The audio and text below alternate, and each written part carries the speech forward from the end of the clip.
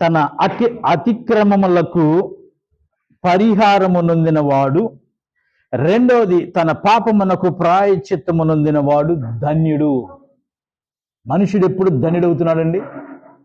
యేసు ప్రభువారు మొట్టమొదటిసారిగా ప్రసంగించిన ప్రసంగంలో ఆయన మొదటిసారిగా ఏం చెప్పాడు తెలుసా? ఈ పని చేసిన వారు ధన్యులు, ఇలా ఉన్నవారు ధన్యులు, అలా ఉన్నవారు ధన్యులు, ఇలా ఉన్నవారు ధన్యులు అని చెప్పాడు. గుర్తుందా మీకు? మత్తయి సువార్త 5వ అధ్యాయంలో మొట్టమొదటి ప్రసంగం ఆయనది.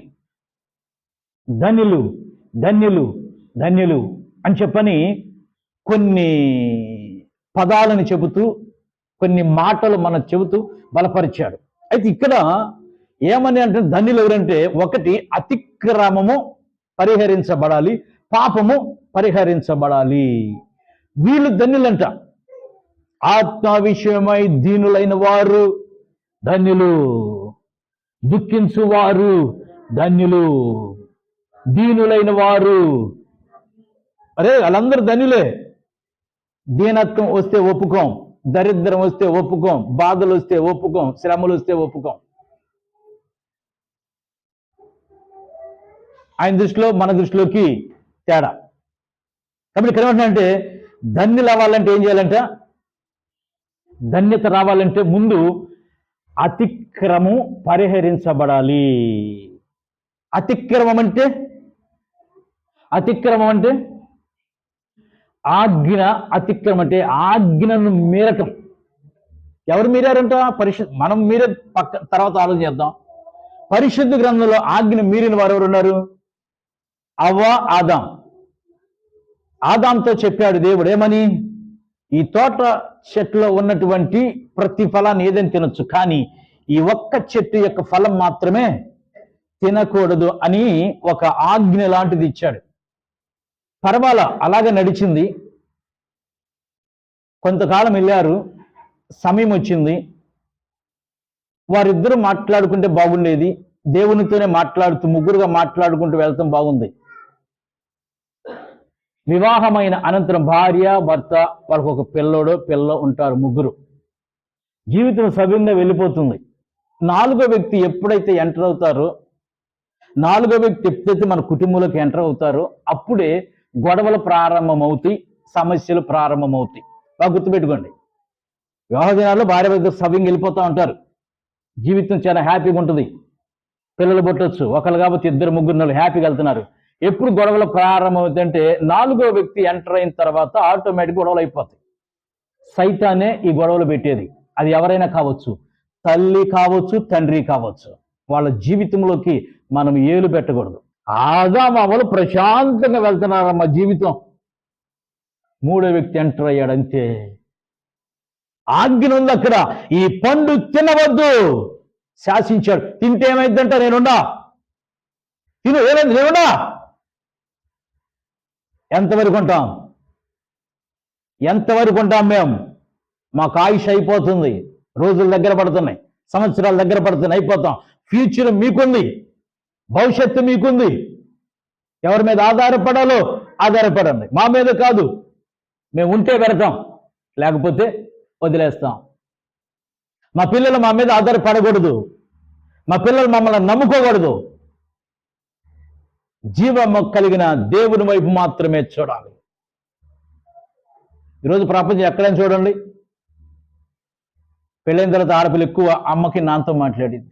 అమ్మకి నాన్నకన్నా అమ్మతో ఎక్కువ సొల్లు ఎక్కువ, పనికి మళ్ళీ చెప్పుకుంది, వాళ్ళతో ఇంకెంతగా చెప్పారు. ఇక్కడ అయిపోయింది. మళ్ళీ ఆడకెళ్ళి అదే గొడవ. నీ కాపురం చక్కబడాలంటే అక్కడున్న వారితో మాట్లాడు. ఇక్కడ ఈ విషయం చెప్పొద్దు. నేను చాలా మందికి చెప్పా, కొన్ని సమస్యలు వచ్చినప్పుడు అమ్మాయితో మాట్లాడు, అమ్మా నీ వల్ల కదా ఇప్పుడు మీ నాన్న ఏడుస్తుంది, నువ్వు ప్రతిదీ గిల్లితే చాలు, చూస్తే చాలు, ఏదైనా ఫోన్ చేసి అమ్మా అని అంటున్నావు. వీళ్ళకి వ్యాధులు పెడుతున్నావు, వాళ్ళ బ్రతకనివ్వవా నువ్వు? వాళ్ళు ప్రశాంతంగా బతకాలమ్మా. ఈ వయసులో దరిద్రపు ఆలోచనలు పెట్టి ఇది కాబట్టి వాళ్ళని ఏడిపిస్తున్నావమ్మా. దయచేసి అలా చెప్పమాకని చెప్పా, చాలా మందికి చెప్పా. ఇప్పుడు మీకు చెబుతున్నా, అనేక మందికి చెప్పా. ఓ స్త్రీ నీ తల్లికి తండ్రికి ఫోన్ చేసి చెప్పమాక సమస్యలే, వాళ్ళు అసలుకే ఇదిగున్నారు, ఇప్పటికే దిగులు, ఎప్పుడు పెళ్ళి అయిందని చచ్చారమ్మా, పెళ్ళి అయిపోయింది, మళ్ళా మొదలు పెడుతున్నారు మీరు సమస్యలు అనేది. ఇంకెప్పుడు వాళ్ళ మనసుకి వారి జీవితానికి ప్రశాంతత ఎవరక? పెళ్లి చేసుకుని పేరు మీ స్వామి సావండి, చెప్పదు, తల్లిదండ్రులు చెప్పకూడదు. వాళ్ళు కురింగిపోతా ఉంటారు, నలిగిపోతా ఉంటారు, వాళ్ళ ఆయుష్ ఇంకా తగ్గిపోద్ది. రెండో వ్యక్తి వెంటర్ అయితే, మూడో వ్యక్తి వెంటర్ అయితే ఇదే జరిగే పనులు ఇవే. మహిమ కలిగి ఏమంటున్నాడు? అతిక్రమ పాపమే కాబట్టి అతిక్రమం పరిహరించబడాలి. ఆజ్ఞ ఉంది, అమ్మా నాన్న మిమ్మల్ని వదిలిపెట్టిన వెళ్ళిపోతున్నా, ఇక మీకు నాకు సంబంధం లేదు, నా జీవితం అంతా అక్కడే అని వెళ్ళిపోయావు కదా. అదే మాట మీద ఉండాలి, ప్రేమలు ఉండాలి. శాంతం తెచ్చుకోమని చెప్పటల్లా.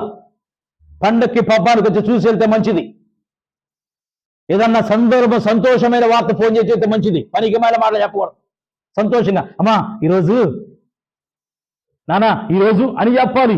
ఫోన్ చేసి అవి చెప్పకూడదు. అది దేవుని నామానికి అవమానం. అమ్మా ఎందుకు వచ్చాను అనుకుంటుందేమో. నిన్ను బలపరిచే మాటలు నీకే కాదు, నేను చాలా మందికి చెప్పానమ్మా.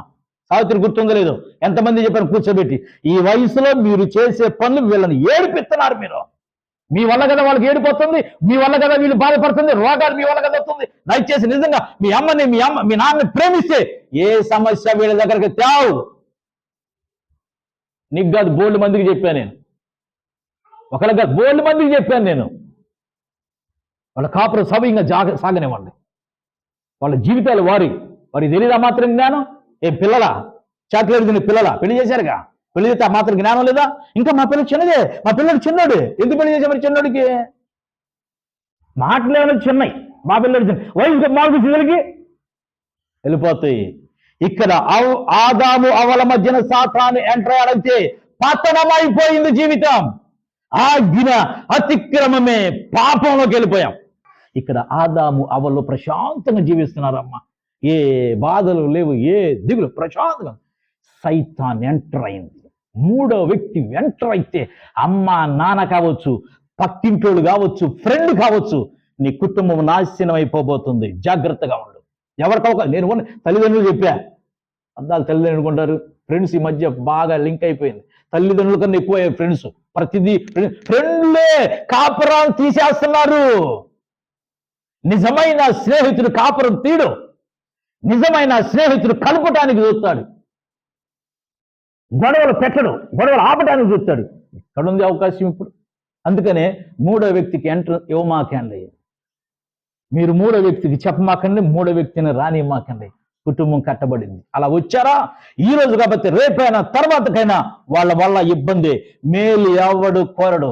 ఎంత పెద్ద స్నేహమైనా సరే మేలు కోరేవాళ్ళు కాదు, పుల్లల